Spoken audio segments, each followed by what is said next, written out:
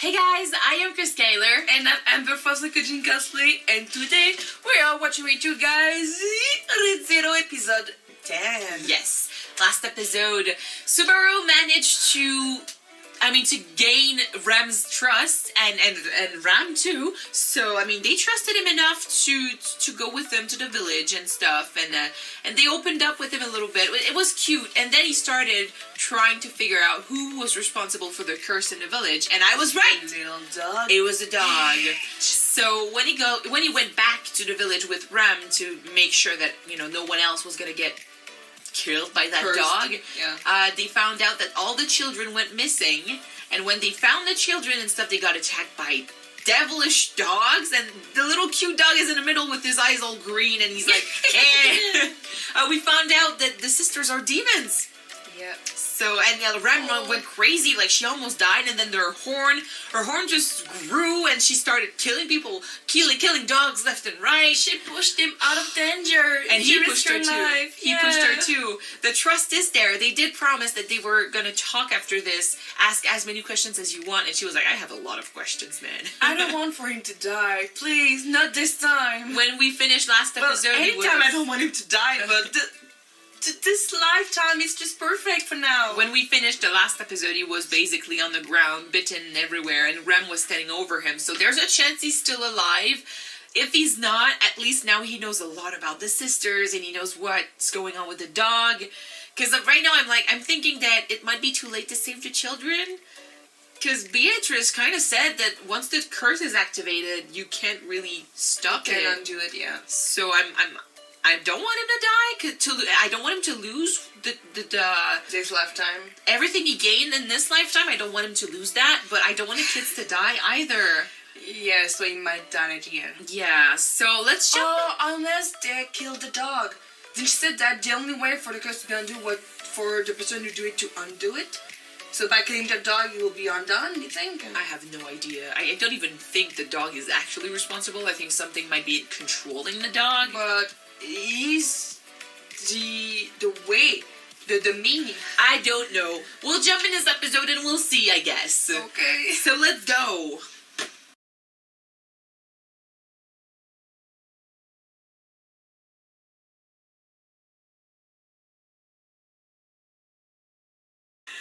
Fanatical methods like a demon. Oh my god, I swear guys, these episodes are Getting better and better. Getting better and better. Oh damn! We get invested, like we we're just looking at what's happening and we're freaking out. Obviously, these past episodes, like it was fight after fight after fight, and we're like, holy shit! And like it's problem after problem. But this story, this lifetime, we actually want this one to work. We want him to be able to survive. Yeah. So, and I love how he says, like, it's not because I'm used to dying and coming back to life that I can just give up and throw away my life. I love this. I love this attitude. I think I've said it, like, way earlier in the show when he started saying that, like, oh, I won't give up. It's not because I can come back to life that it's a reason to give up. I love this, and I still love it. It's just, I think he's the perfect guy for this power. As crazy as he's gonna get, as depressed as it's gonna make him, I feel like at least his optimism and his way of seeing things are just gonna make him go a little further, a little longer, you know? Yeah. If it was anyone else, he might have just freaked out the second time he came back and just lose it. And I don't know if right now the checkpoint has been updated.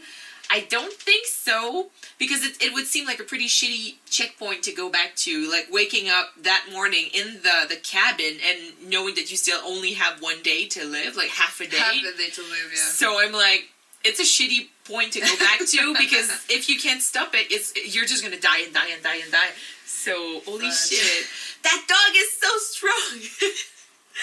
Oh my god. But I knew, like, the ogre story was way too close to Ram's own storyline not to be relevant here. Like, the way she reacted to hearing the story, I knew one of them had probably lost her horn or cut it off. It looks like she lost it. She's not the one who cut it, or if she did, it was a sacrifice. So to save life, you think? yeah, or because she lost it, some people were saved. So I don't know what happened, but I want to find out more. I want to see that backstory so bad. Oh my god. And we know that, like you said at the beginning of the series, it was like fight after fight, and we didn't learn that much about the characters, but now we do learn more about the sisters, learn more about Subaru as a person. so now when it's fight after fight after fight, we're freaking out even more.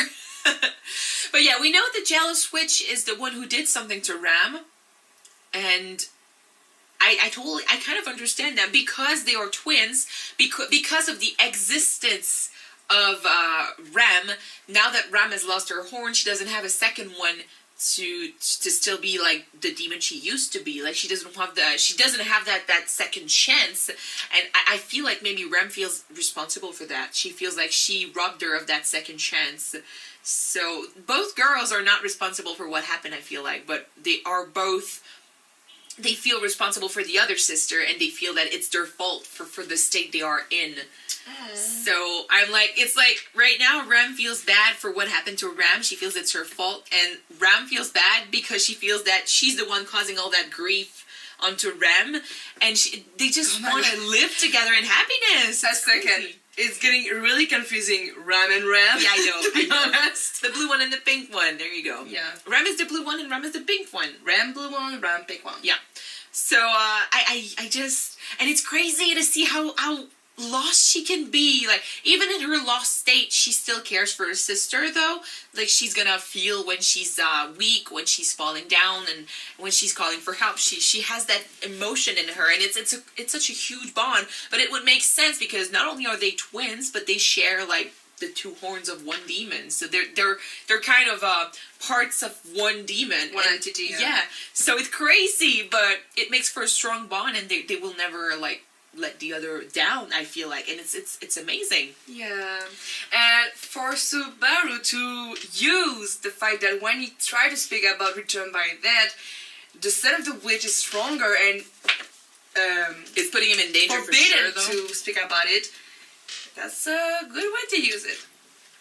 He needs to be in a bit of pain though, but he's learning. I mean, for a guy that does not know how to use magic, for a guy who can't fight much, he doesn't really have like any weapon that can do something to these beasts without him, being really hurt.